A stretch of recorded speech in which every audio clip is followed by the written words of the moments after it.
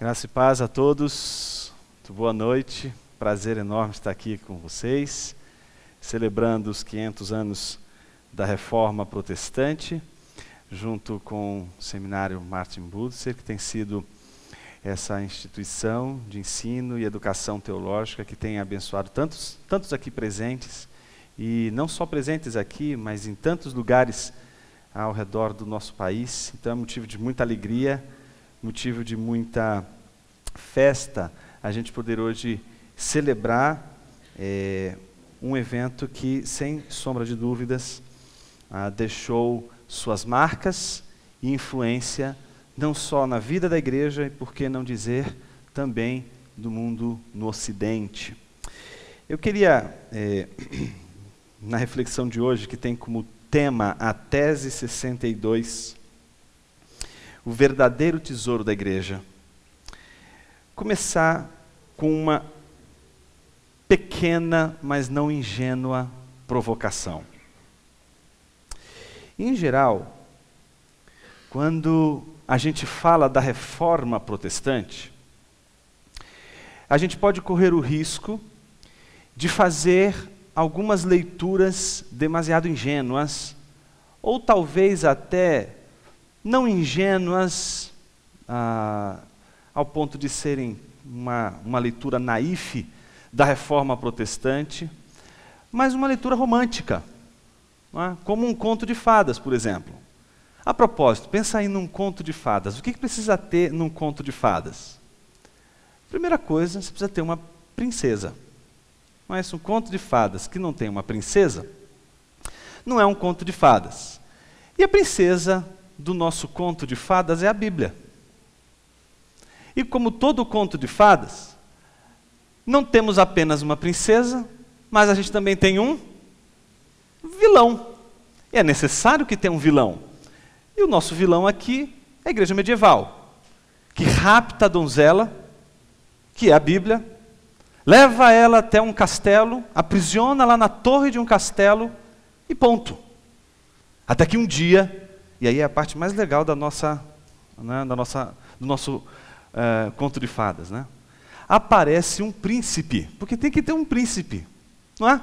E o nosso príncipe é bastante excêntrico, porque ele é alemão, não dá para levar a sério um príncipe alemão, que montado em seu cavalo, vai ao castelo do vilão, munido de sua espada de 95 gumes, naturalmente, e afronta, não é, o vilão dizendo: dá-me a minha donzela. O vilão, vendo que não poderia resistir aos argumentos bastante contundentes daquela espada poderosa, entrega então a donzela ao príncipe encantado.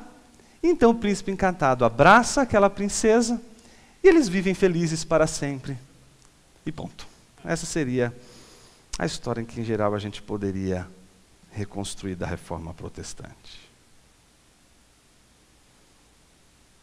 Essa história não é verdadeira. Não é verdadeira.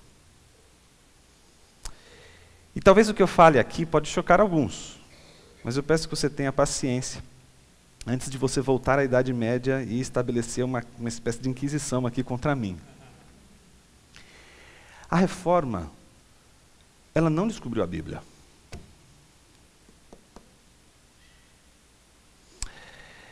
A Bíblia já existia muito antes da Reforma. A igreja medieval, ela não desconhecia as Escrituras. Ela tinha as Escrituras, sim. Tinha uma faculdade de teologia. Se formava gente para ser doutor em teologia sacra. E uma das tarefas fundamentais desses doutores em teologia era comentar textos bíblicos. Comentar textos bíblicos. Então a igreja medieval, ela conhecia sim as Escrituras. Ela amava as Escrituras, tinha as Escrituras sim em alta conta. A propósito, Lutero jamais aprendeu a ler as Escrituras como ele leu, sem se munir dos recursos que ele nutriu dos estudos elaborados e realizados no contexto universitário de uma igreja patrocinava os ensinos e os estudos bíblicos. Então não é verdade dizer que a reforma protestante descobriu a Bíblia. E alguém poderia levantar o dedo agora e dizer, mas Jonas, e aí é uma objeção. A objeção seria a seguinte, mas você não acha que porventura não estaria a reforma descobrindo as Escrituras, ou redescobrindo as Escrituras, ao colocar nas mãos do povo a Bíblia no vernáculo, na sua língua popular? Se você pensou isso, eu entendo com você e concordo com você e concedo que você tem razão.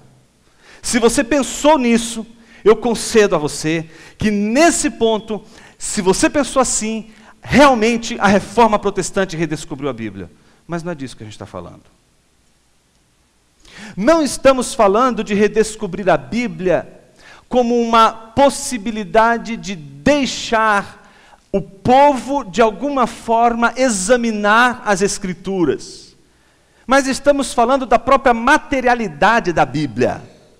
Isso significa, portanto, que não podemos interpretar a reforma protestante de uma maneira em que a redução dessa magnitude da reforma protestante seja uma espécie de redescoberta das Escrituras, mesmo porque, se a reforma protestante se reduz a uma descoberta ou redescoberta das Escrituras, já não podemos mais falar em reforma.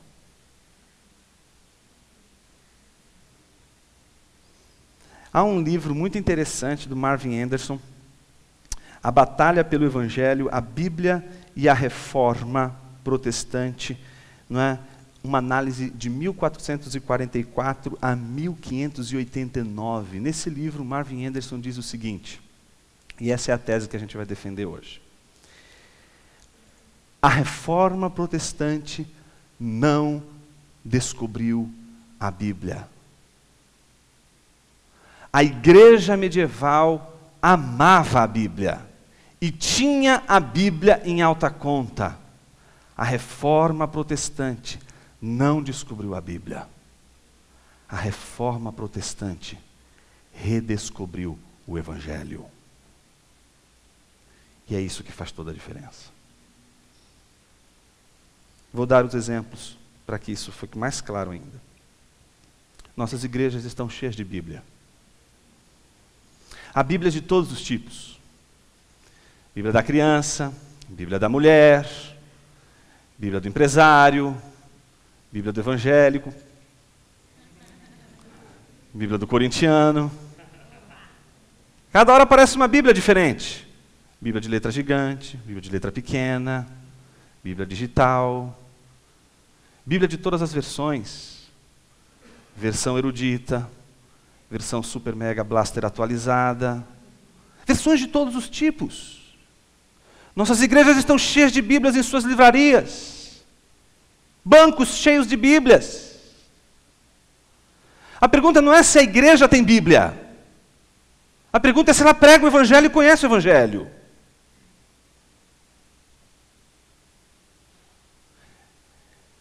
Talvez, pensando um outro exemplo,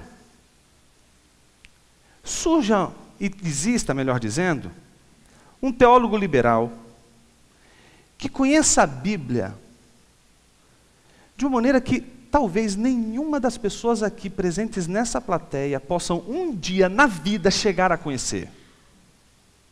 Porque esses caras, eles entram no museu e lidam com manuscritos bíblicos que você sequer chegaria perto. Eles manuseiam, eles tocam, eles conhecem a estrutura do texto, eles fazem mapeamentos manuscritológicos, crítica textual, fazem análises incríveis da materialidade do texto bíblico, conhecem detalhes do texto bíblico, etimológicos, filológicos, escriturísticos, de uma maneira que talvez muitos de nós aqui jamais tenhamos condições de sequer conhecer. Minha pergunta não é se ele conhece a Bíblia. Minha pergunta é se ele conhece o Evangelho. E é só por isso, que a reforma protestante foi tão importante. Porque a igreja medieval tinha a Bíblia. Ela conhecia a Bíblia. Ela poderia usar um método que, por exemplo, não condiz com a captação do sentido real da intenção do autor.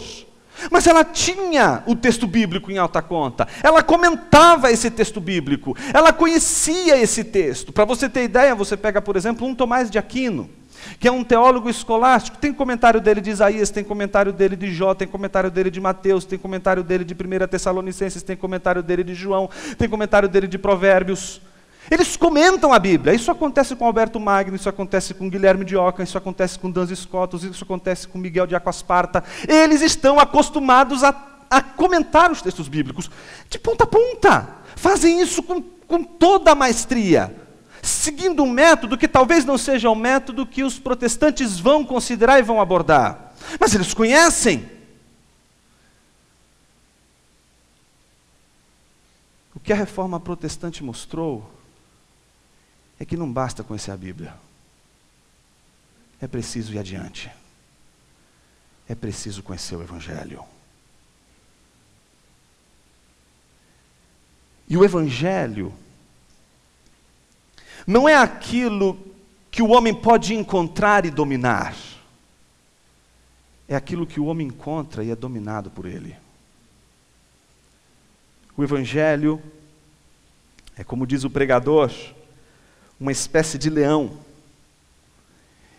que pode ter sido aprisionado. E a reforma protestante não foi à procura de outro leão, não quis caçar outro leão.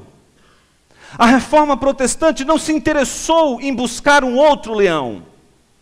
Ela sabia muito bem onde estava esse leão, e sabia que esse leão só pode ser encontrado na Bíblia. E a grande ironia é de que aqueles que conhecem a Bíblia podem conhecer tanto a Bíblia, tanto a Bíblia, tanto a Bíblia, que o óbvio ululante pode passar despercebido: o Evangelho. Podemos nos dedicar ao estudo da Escritura de uma maneira tão profunda que o Evangelho sequer nos arranha, porque ele está tão engaiolado, ele está tão enjaulado, que ele não mais nos ofende, ele não mais nos agride, ele não mais nos fere. A reforma protestante não foi a invenção de um novo evangelho, a reforma protestante não foi uma caçada de um outro evangelho, a reforma protestante foi a abertura da jaula que aprisionava o evangelho e que fez com que o evangelho fizesse tudo mais. E talvez o movimento mais emblemático, como o Tiago disse hoje na abertura desse culto, o movimento mais emblemático seja a publicação das chamadas 95 Teses. Ocasião em que Lutero apresenta uma espécie de crítica, não à indulgência em si, porque até então ele não era contra as indulgências e tampouco contra o sistema de indulgências, mas contra aquele sistema de indulgências que tinha como finalidade última atender às agendas do empreendimento da Santa Sé com relação à construção de uma basílica em Roma. Esse era o ponto de Lutero. Lutero estava preocupado com aquele sistema que não correspondia com o ideal de toda aquela tradição. Toda a descoberta que Lutero vai fazer da contradição das indulgências vai acontecendo ao longo da caminhada. Talvez depois de 1518, com o debate de Heidelberg, isso fica mais claro para ele. Mas quando ele publica as 95 Teses, a única coisa que está preocupando Lutero é que a venda das indulgências, ela tomou proporções tão inimagináveis, que ela se tornou objeto de crítica universitária, acadêmica, profissional. Foi isso que ele fez. Mas antes que a gente prossiga, eu preciso dizer isso. Lutero não tinha, de longe, sido o primeiro a criticar o sistema de venda de indulgências da igreja. Aliás, não surge dos teólogos da igreja a crítica mais assim, contundente do sistema de venda das indulgências. Ela surge da literatura. Isso mesmo, da literatura britânica. Talvez se não fosse pela publicação da Divina Comédia, de Dante Alighieri, talvez os Contos da Cantuária teriam sido a obra mais importante de literatura medieval, escrita por Geoffrey Chaucer. Chaucer, em 1386, ele escreve esses contos, e num desses contos, ele expressa ali, numa espécie de peregrinação, que vários personagens, freiras, vendedores, etc., eles vão até a cantuária, e nesse trajeto eles têm que disputar a melhor história. Quem vai contar a melhor história? E um desses contadores de história é um vendedor de indulgências. E é o discurso do vendedor de indulgências, o discurso que vai apresentar a primeira crítica contundente contra o sistema de venda de indulgências. E eu queria ler um trecho desse vendedor de indulgências, abordando os seus companheiros peregrinos e explicando para eles o seu trabalho como um vendedor de indulgências. Mas eu aviso desde já, qualquer coincidência com os nossos dias, não passa disso que você acabou de ouvir, mera coincidência. Então, o texto corre assim. Em primeiro lugar, declaro de onde venho. Depois, apresento, uma por uma, todas as minhas bulas. Antes de qualquer coisa, porém, mostro o selo papal e minha licença, para garantir minha integridade física e para que nenhum petulante, padre ou noviço, venha perturbar-me no santo ofício de Cristo. Somente aí começo a desfiar minhas histórias, reforçadas com mais bulas de papas e cardeais, de bispos e patriarcas, entremeadas de algumas poucas palavras em latim para temperar a minha prédica e estimular ainda mais a devoção. Finalmente, exponho as minhas longas caixas de cristal abarrotadas de trapos e de ossos. São relíquias, meus caros, percebem logo os fiéis. Entre elas mostro, por exemplo, revestida de latão, uma omoplata de carneiro. Isso mesmo, meus senhores, uma omoplata de carneiro, que pertencera a um santo patriarca hebreu, Abraão, por exemplo. Boa gente, digo, atentem para as minhas palavras. Se alguma vaca, bezerro, ovelha ou touro inchar, por ter comido cobra, ou dela ter levado uma picada, mergulhem este osso na água de uma cisterna, e com essa água lavem a língua do animal, e ele ficará curado.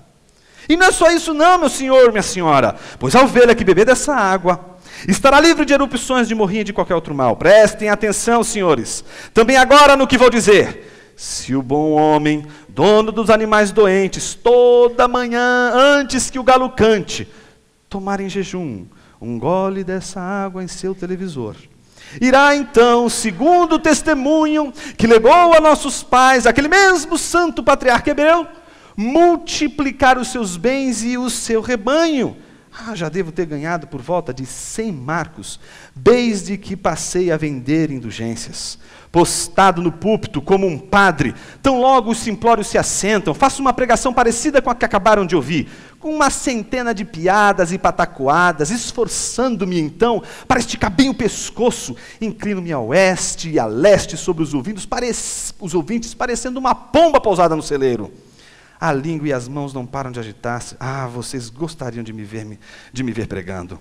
A seguir, ilustro a pregação, sabe, com muitos exemplos de histórias antigas, de épocas remotas, aquelas historinhas bem fáceis, bem simples de se entender, porque gente simples é assim, gosta de histórias antigas, que podem ser repetidas e assimiladas com muita facilidade e guardadas na memória. Afinal, o que mais querem? Acham que enquanto eu posso pregar e ganhar ouro e prata no meu ministério, vou viver voluntariamente na pobreza? Meus senhores, isso não. Está aí uma coisa que nunca passou pela minha cabeça. Enquanto eu for capaz de ensinar e esmolar por este mundo, não tenho pretensão alguma de fazer serviços manuais, tecendo cestas de vime para ganhar vida. Não, meus senhores. Não tem sentido mendigar para nada. Não vou imitar os apóstolos. Quero dinheiro, quero trigo, quero queijo, quero lãs, mesmo que os obtenha às custas do mais pobre rapaz, ou da viúva mais pobre de uma aldeia, com seus filhos, pasmem, a morrer de fome. Imagine você que Lutero teve que enfrentar alguns pregadores assim. Mas ele tinha algo a seu favor. Ele tinha um príncipe eleitor que proibiu, em seu território, a venda de indulgências, patrocinada, obviamente, pela igreja, que havia, por intermédio de Alberto de Brandemburgo, que é Alberto, o bispo, não é, de Mainz, que em português deu Mogúncia. Este bispo ele era um dominicano, e ele ficou responsável por toda a administração da venda de indulgências. Isso provocou uma série de brigas entre agostinianos e dominicanos. Dominicanos acusavam os agostinianos de sentirem ciúmes, porque, na verdade, a Sé havia escolhido os dominicanos para fazer esse tipo de pregação. Enfim, era nesse contexto, que Alberto de Brandemburgo começou a recrutar pregadores para que pudessem se espalhar por todas as aldeias na Alemanha e vender as indulgências, as mais incríveis, e com uma única finalidade: a finalidade de angariar recursos para construir um templo. Conta-se dentro das histórias dos dominicanos que uma certa vez, São Domingos, ele tinha ido para Roma visitar a tal construção. E o cardeal foi mostrando a beleza da igreja, o ouro, as riquezas. Então, no final, depois de mostrar toda a opulência da igreja, o cardeal olha para São Domingos e diz assim: veja, São Domingos, a igreja não, o Pedro não precisa dizer mais, não tenho ouro, não tenho prata. E aí mostrou todo o ouro e a riqueza da igreja. Por sua vez, São Domingos respondeu: é verdade, Pedro não precisa mais dizer não tenho ouro e não tenho prata, mas também não consegue mais dizer levanta-te e anda. Era um contexto de uma igreja que estava comprometida com uma espécie de foco numa construção, numa agenda, e que, se fosse preciso passar por cima de princípios teológicos para adquirir a fortuna necessária para atender às suas demandas, ela assim o faria. Isso é o que escandaliza Lutero. O que escandaliza Lutero não é que a igreja possa vender indulgências, a fim de que a venda de indulgências possa, não é, atingir os objetivos justos da igreja. Mas ele começou a se preocupar com o fato de que a igreja começa a passar por cima de princípios fundamentais da Bíblia para poder vender indulgências. Inclusive, conta-se que um dos pregadores mais famosos do tempo de Lutero, que não conseguia colocar os pés no território em que Lutero dirigia os seus trabalhos na congregação, porque justamente havia sido proibido pelo Frederico Sábio, esse pregador, chamado Johann Tetzel, anunciou uma venda de indulgência poderosa que chamou a atenção de muitos párocos de Lutero, que inclusive Lutero se dá, segundo algumas biografias, se dá falta da presença desses párocos que de repente sumiram. Adivinha o que eles foram fazer? O que muitas vezes acontece com a gente, que está pregando todo domingo na igreja, mas está disputando de sexta a sábado com o homem do chapéu, com rádio, com a televisão, com água benta, com todas as imagens que você puder imaginar daquilo que representa a venda de bênçãos e de dádivas de Deus por intermédio dos instrumentos mais tecnológicos dos nossos dias. Então, imagine você que uma das cenas dessas vendas passou dos limites.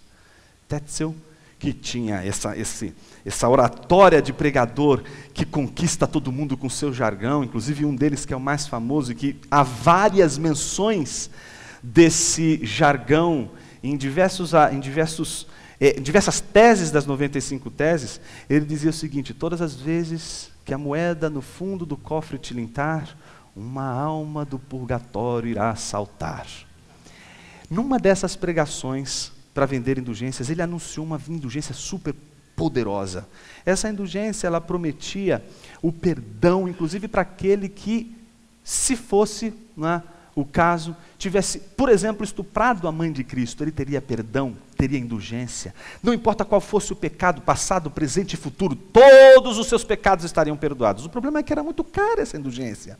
Então todo mundo queria indulgência, mas quando sabiam o preço da indulgência, todo mundo voltava para a igreja muito triste, e aí voltava a ouvir o sermão de Lutero. Porque é isso que acontece hoje. É muito caro, às vezes, ficar dentro de algumas igrejas, porque ela mexe muito com o nosso bolso. E isso que aconteceu com muitos párocos de Lutero. Acabam voltando e começam a contar para Lutero tudo o que está acontecendo. Ele acha aquilo um absurdo. E aí o que ele faz? Ele publica aquilo que a gente chama de 95 teses, que na verdade não eram 95 teses, porque Lutero nunca chamou aquele negócio de 95 teses. A gente chama de 95 teses aquilo que Lutero chamou de Disputatio pro declaratione virtutis indulgentiarum. Você tem latim não porque eu sou um vendedor de indulgências e porque eu estou querendo impressionar vocês com latim. Cito em latim, para que em primeiro lugar você saiba que, ao citar em latim, aquela publicação, aquele ato de Lutero, não foi um ato popular. Não foi um ato popular. Se ele quisesse que fosse um ato popular, ele tinha publicado em alemão. Ele não publica em alemão. Ele não queria sensibilizar o público, ele não queria sensibilizar as pessoas. Aliás, e se eu dissesse para você, e é na verdade o que eu quero dizer, o que eu vou defender até o final, que o ato de Lutero publicar aquilo que a gente chama 95 teses não foi extraordinário? E se eu disser para você que jamais eu estou dizendo para você sair hoje daqui, não é, com aquele ar de herói, dizer assim, hoje eu vou publicar 95 teses na porta da minha igreja, vai acabar tudo hoje. Não é? Eu não estou dizendo para você fazer nada disso. Mesmo porque o que Lutero fez não foi nada de extraordinário. O que eu quero mostrar para você é que Lutero fez algo ordinário. Ordinário. Ele fez o trabalho de um teólogo, de um professor de teologia. O que ele fez? Ele propôs 95 questões para serem debatidas. Ele apresentou, portanto, uma disputa. E ali, as 95 teses, elas só foram um convite para a disputa. A disputa não aconteceu, viu, gente? Ali só foi o convite. Ele tinha 95 tópicos para tratar naquele exato momento, naquele contexto. E era para ser tratado no ambiente universitário, no ambiente de discussão de ideias, no ambiente em que era absolutamente comum se fazer isso. Para você ter uma noção disso, é preciso a gente entender como era a formação de um teólogo naqueles dias. Pense você que Lutero, ele havia feito o que todo mundo faz antes de entrar numa faculdade de teologia. Não é só a faculdade de teologia, isso vale para a faculdade de direito, isso vale para a faculdade de medicina. O sujeito tinha que fazer a faculdade de artes. A faculdade de artes é uma faculdade que é a base universitária para todo estudante universitário. Antes de fazer qualquer coisa, com seus 17 anos, 16, 17 anos, há alguns prodígios, o caso de Felipe Melanchthon, que entra com 13, 14 anos. Não é? Eles entram muito cedo, mas é ali que eles começam a estudar a faculdade de artes, que são ali algumas disciplinas importantes. Né? São 7, pelo menos, disciplinas, divididas em 2 classes, 2 categorias, chamadas de trivium e quadrivium. O que é o trivium? O trivium são as artes da linguagem, que desenvolvem a linguagem, que desenvolvem a lógica, não é? Da linguagem, da comunicação, da expressão do pensamento. Lógica, retórica, gramática, eram as 3 disciplinas que compunham, não é, o trivium. Por outro lado, ele tinha que também estudar o quadrivium, que era aritmética, geometria, música e astronomia. E depois você fica reclamando porque você tem aula de grego no seminário. Nunca mais reclame disso. Era isso que os caras precisavam fazer antes de entrar no seminário, antes de começar a estudar teologia. Então Lutero o que faz? Lutero em 1501 entra na faculdade de artes, em 1507 ele completa todo o trajeto dele da faculdade de artes, tira o bacharelado e conclui o seu mestrado na faculdade de artes. Antes de concluir o seu mestrado na faculdade de artes, para ele chegar ao grau de mestre em artes, ele precisa acompanhar mestres na faculdade de artes, naquilo que era o frisson das universidades medievais, as disputas. O que era uma disputa? Imagine você que uma disputa era o seguinte, para cada questão existia uma ordem para se tratar aquela questão. Era mais ou menos assim, a primeira coisa que o sujeito aprendia na faculdade de artes é fazer uma boa pergunta. Não é? Isso é uma grande lição para nós protestantes que queremos entrar na universidade, né, e desenvolver o pensamento na universidade. A gente tem que aprender a parar de ficar na defensiva e de ficar só respondendo. A universidade é um lugar para a gente perguntar e fazer boas perguntas. Então não é lugar para o cristão ficar só respondendo.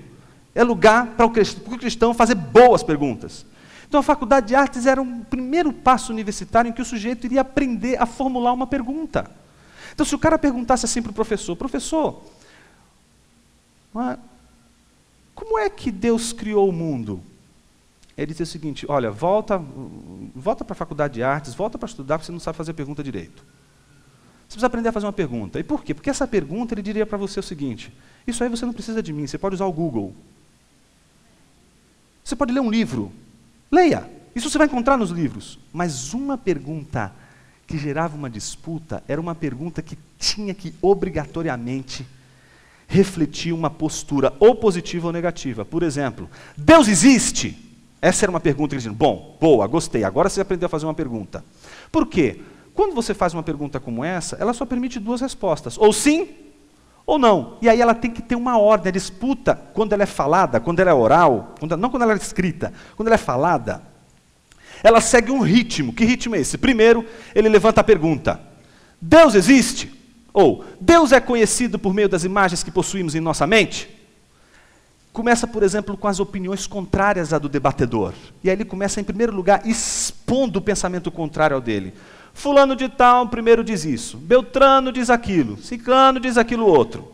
Depois de apresentar 3 pensamentos que é contrário ao dele, e que ele explica um por um, ele apresenta uma autoridade, que pode ser a Bíblia, pode ser um filósofo, pode ser um pai da igreja, enfim, uma autoridade que vai representar e que vai colocar a posição contrária de todos os demais. Depois de apresentar uma autoridade que é contrária de todos os demais, ele apresenta a sua resposta àquela pergunta e vai fundamentar a sua resposta. E termina o debate com a última tarefa do debatedor, que era refutar todas as questões iniciais. Agora você entende o que é um TCC e de onde ele veio.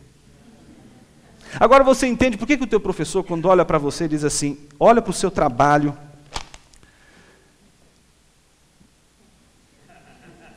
olha para você e diz assim, filho, você não tem um problema.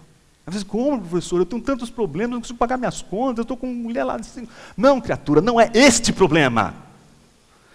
O problema é da sua tese, do seu mestrado, do seu TCC. Quando o professor pergunta, você não tem um problema? Ele está dizendo o seguinte, você não conseguiu pensar. Ele só está dizendo que você não fez o dever de casa, você não estudou. É isso que ele está dizendo, elegantemente dizendo, você não tem um problema. Ele sacou que você não fez o dever de casa e está dizendo, estude. E estudar aqui é encontrar uma boa pergunta. Um bom TCC, um bom mestrado, uma boa tese de doutorado, nem sempre é uma resposta. Às vezes é uma boa pergunta. E às vezes o que se espera é isso. Não encontramos uma resposta, mas a gente tem aqui uma boa pergunta. Foi daí que surgiu toda essa coisa aí das teses hoje nas universidades. Aí você me pergunta, mas Jonas, o que isso tem a ver com Lutero, as 95 teses do Evangelho? Tem tudo a ver. Imagine você que Lutero foi professor na Faculdade de Artes. A maior parte da sua carreira acadêmica universitária foi como professor na Faculdade de Artes. Além dele, seu discípulo, Philippe Melanchthon, também foi professor na Faculdade de Artes. E o que um professor na Faculdade de Artes faz todo dia? Disputas. Disputa é algo ordinário. É uma tarefa do professor de artes. Mas quando Lutero se torna monge, depois de ter desistido da faculdade de Direito, por uma questão de assombro por ele no caminho de volta para a Universidade de Erfurt, ele ser atravessado pelo temor de uma tempestade que representava, parece que Deus o perseguindo, ele faz uma promessa a Santa Ana que se ele fosse liberto daquela tempestade, ele então viraria monge. É isso que acontece, ele se torna um monge e Johann Staupitz, que é o mentor dele, vai aconselhá-lo a estudar teologia, porque sabe que ele é uma mente brilhante. E ele vai estudar teologia. E sabe o que ele precisa fazer na faculdade de teologia? Primeiro ele precisa comentar os 4 livros da sentença de Pedro Lombardo, e é isso que ele faz. Comenta, em primeiro lugar, aquilo que era um tratado de teologia sistemática na época. Comenta, até hoje você tem na Alemanha, você tem no museu, lá em Worms, a cópia do livro dos 4 livros da sentença de Pedro Lombardo, com as glossas, com as anotações, sabe, no canto do livro. Vocês que não gostam de fazer anotação no livro. Então, Lutero tinha várias anotações, não é, no livro que ele usava para ensinar, não é, com base nas sentenças. E aí, depois disso, ele recebe o grau de doutor em teologia sacra, que é quando ele começa a comentar os textos bíblicos. E depois de comentar textos bíblicos e receber o grau de doutor, o doutor em teologia tinha 3 atividades básicas cotidianas e ordinárias. 3 atividades básicas. Ele tinha que fazer isso diariamente. Primeiro, léxio, comentário de textos bíblicos. Segundo, disputatio, ele tinha que promover debates teológicos, ele tinha que levantar problemas teológicos na universidade que a igreja precisaria rever, que a igreja precisaria corrigir, questões que precisariam ser revistas, questões que precisariam ser tratadas. Em terceiro lugar, a predicatio, ele tinha que pregar. Essa era a tarefa do doutor em teologia, tinha que fazer essas 3 coisas diariamente, são atividades ordinárias. Com isso que eu estou querendo defender, que Lutero, naquele dia em que ele publica as 95 teses, ele estava fazendo o trabalho ordinário de um teólogo, ele não estava fazendo nada de extraordinário, ele não quis fazer algo de extraordinário, ele só estava fazendo aquilo que todo teólogo faz. Prova disso, quando você, por exemplo, analisa esse período da publicação das 95 teses, há uma coisa muito interessante. Por exemplo, olha como ele está fazendo esse trabalho de um doutor em teologia. De 1513 a 1515, ele comenta os Salmos. De 1515 a 1516, Romanos. De 1516 a 1517, ele comenta a Epístola aos Gálatas. De 1517 a 18, Epístola aos Hebreus. Na mesma época que ele está publicando as 95 teses, ele está comentando a Bíblia, fazendo o trabalho de um teólogo. Não somente isso. Por exemplo, no dia 4 de setembro de 1517, um mês e meio antes de publicar aquilo que a gente chama 95 teses, ele publica 97 teses contra as escolásticas. Eu gostava muito de debater. Publica no dia 31 de outubro de 1517, 95 teses contra a venda de indulgências. No dia 1º de março de 1518, publica a famosa disputa de Heidelberg, que é onde ele defende o princípio que vai, talvez, torná-lo tão conhecido por conta de ser uma dos pilares da teologia de Lutero, que é a teologia da cruz e a teologia da glória, a distinção tão importante para ele. Não bastasse isso, na mesma época, existem vários sermões de Lutero que são importantes, como, por exemplo, o Sermão sobre a Indulgência e a Graça, escrito em alemão, 1518. O Sermão sobre o Poder da Excomunhão, 1518. O Sermão sobre as 2 espécies de justiça. Sermão sobre os sacramentos, todos eles escritos em 1519. Ou seja, o que ele está fazendo de 1517 a 1519? O que todo teólogo faria, não está fazendo nada demais, está fazendo o trabalho dele. Comentar textos bíblicos, promover debates e pregar. É isso que um teólogo tem que fazer e é isso que ele faz. É isso que se espera de um teólogo. Mas há algo que não podemos perder de vista. Parece que todo o movimento de Lutero é descobrir não somente que as Escrituras, elas são o fundamento autoritativo de toda a teologia da igreja, mas ela é o fundamento para todo aquele que quer conhecer o verdadeiro Evangelho. Então é por isso que a tese 62, ela é uma tese tão significativa, porque é ali que Lutero diz que o verdadeiro tesouro da igreja é o Santíssimo Evangelho da glória e da graça de Deus. Aos poucos, Lutero vai percebendo que as perguntas que ele está elaborando e os debates que ele está promovendo não são debates meramente sobre a autoridade da igreja. Não são debates meramente sobre práticas eclesiásticas equivocadas da igreja. Ele começa a perceber que o problema da igreja é um problema de autoridade com relação àquilo que é mais importante, que é o Evangelho, a compreensão do Evangelho como uma lente para enxergar tudo mais. uma das situações talvez mais interessantes de Lutero é aquela que, depois de participar da Dieta de Worms, que ele faz a defesa dos seus textos, e ele diz aquela frase que talvez seja uma das frases mais importantes dessa época, quando ele diz, não é, a menos que eu seja convencido pela razão simples e pelas Escrituras, não vou me retratar daquilo que eu escrevi. E ele vai embora, ele vai em direção a Wittenberg. Wittenberg era o quê? O lugar onde ele cuidava da igreja, onde ele pregava, onde ele ensinava, onde ele comentava os textos bíblicos, onde ele participava de debates, onde ele fazia o trabalho ordinário, simples. Ele está fazendo o trabalho de um teólogo. Não está fazendo nada demais. Entretanto, no meio do caminho, ele não sabia. Ele foi raptado, e isso foi por conta do Frederico Sábio, que, sabendo que ele corria risco, captura ele não sabe disso, e ele é levado a viver em um castelo, o castelo de Wartburg, onde ali ele vai passar os dias dele, conhecido como Junker Jorg, né, o cavaleiro Jorge. Vai deixar a barba crescer, vai ficar mais magro, vai usar armadura, vai viver, né, quase que num claustro ali. Ali ele vai fazer algumas coisas assim, talvez impressionantes, como, por exemplo, traduzir o Novo Testamento em 11 semanas. E você fica reclamando aí de ler a Bíblia. Ele traduziu o Novo Testamento em 11 semanas. 11 semanas. Só que aconteceu algo muito incrível durante esse período. E com isso eu queria caminhar para o término da nossa reflexão. Havia um pintor alemão, bem mais velho que Lutero. Bem mais velho que Lutero. E ele tinha sido extremamente afetado pela pregação de Lutero. O nome dele era Albrecht Dürer. E esse pintor, ele, nesse mesmo momento, nessa mesma época, né, ele ficou sabendo do desaparecimento de Lutero e ficou desesperado. E consta nos seus diários, esses diários você pode ler, eles estão também em inglês, consta no seu diário, né, uma espécie de observação sobre Lutero, que eu gostaria muito de ler aqui.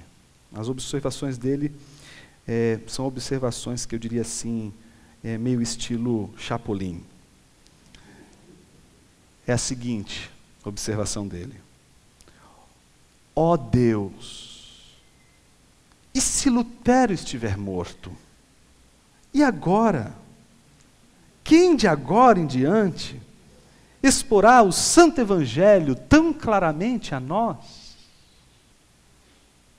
Ah, Deus, o que ele não poderia ter escrito para nós nos próximos 10 ou 20 anos? Será que os nossos artistas podem dizer isso de nós? Ó Senhor, quem vai pregar o santo evangelho da glória e da graça de Deus para nós? O que é um reformador? Não é alguém que manipula a Bíblia. É alguém que prega o evangelho. Toda a argumentação de hoje é para chegar a uma seguinte conclusão desafiadora: a igreja precisa de reforma. Sim, mas não a instituição, não a denominação, as igrejas locais. E um reformador é alguém que prega o evangelho. E prega o verdadeiro evangelho. E é fiel na pregação do evangelho. Sabe por quê? Porque somente a verdadeira pregação do evangelho, do verdadeiro evangelho, pode regenerar pessoas. O Espírito Santo não usa falsos evangelhos para transformar corações. Corações não são regenerados por falsos evangelhos. O Espírito Santo não usa falsas pregações para converter pessoas em filhos, filhas de Deus. Não. O Espírito Santo não pode usar um falso evangelho para salvar alguém, como também não pode usar uma mensagem budista, espírita ou qualquer outro tipo de mensagem para salvar alguém. O Espírito Santo só usa o verdadeiro evangelho para salvar pessoas. Portanto, se pessoas ouviram um falso evangelho, elas podem ter sido convertidas, mas não pelo verdadeiro evangelho e pelo verdadeiro Espírito. Foram convertidas por um falso evangelho. E o falso evangelho provoca situações as mais constrangedoras, porque ela faz com que pessoas recebam o evangelho pelo que o evangelho não é.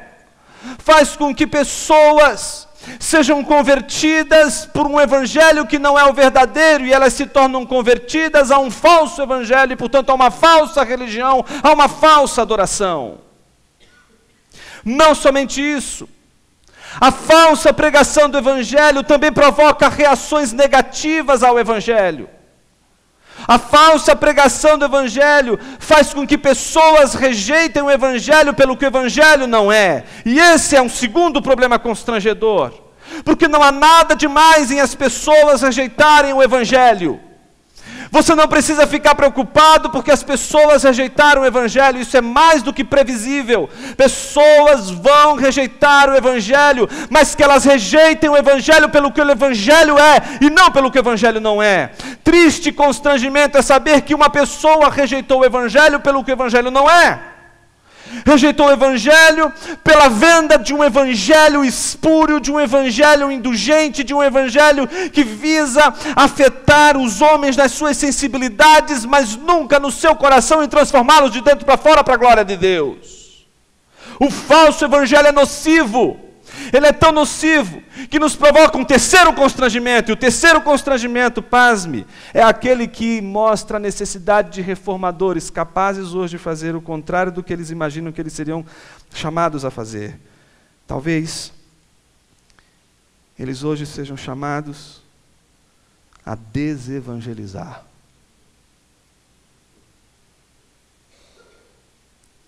Algumas pessoas se preocupam.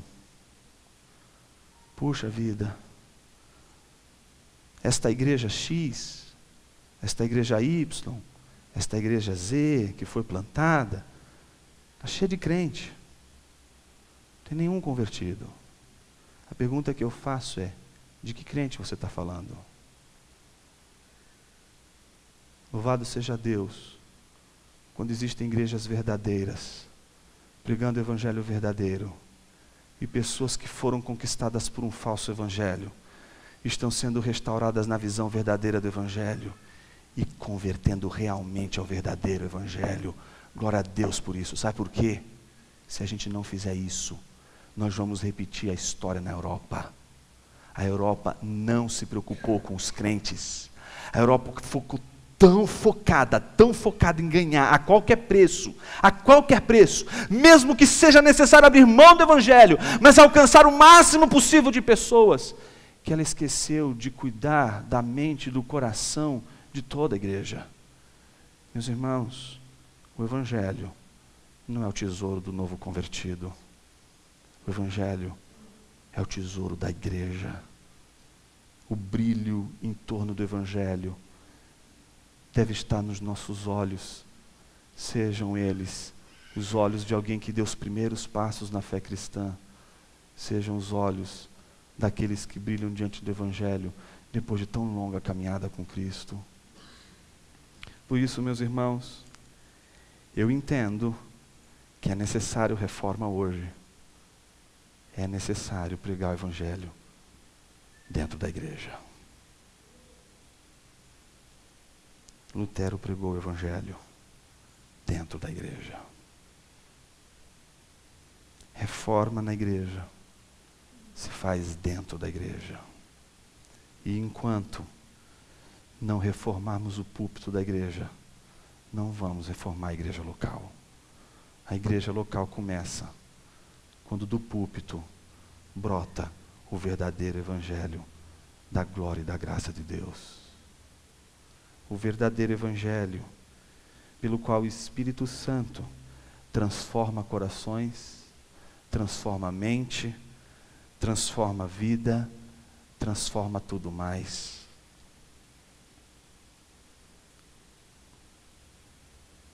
Dürer achava que Lutero tinha morrido. E a tristeza dele era, e agora? Quem vai pregar o Evangelho para a gente? Mas ele estava enganado. Ele disse o seguinte: o que ele não poderia ter escrito e feito nos próximos 10 ou 20 anos, ele ainda estava vivo. E viveu exatamente isso, mais 25 anos. E sabe o que Lutero fez nesses 25 anos?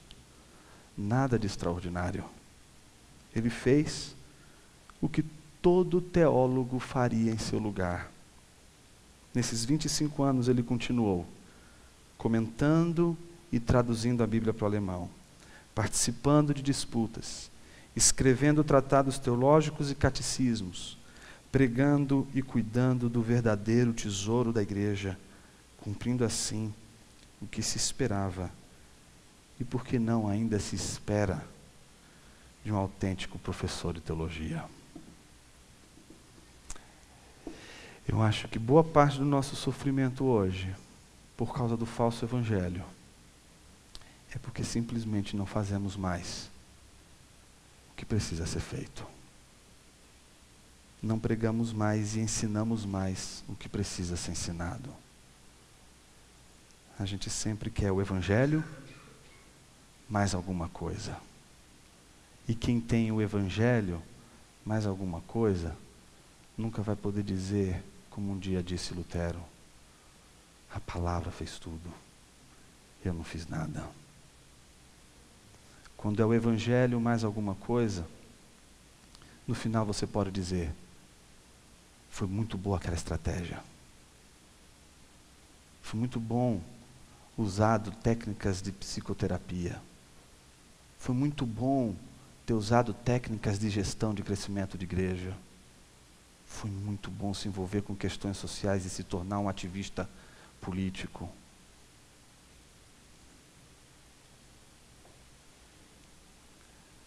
Mas você não vai poder dormir e dizer: Senhor, o Evangelho está fazendo tudo na minha igreja.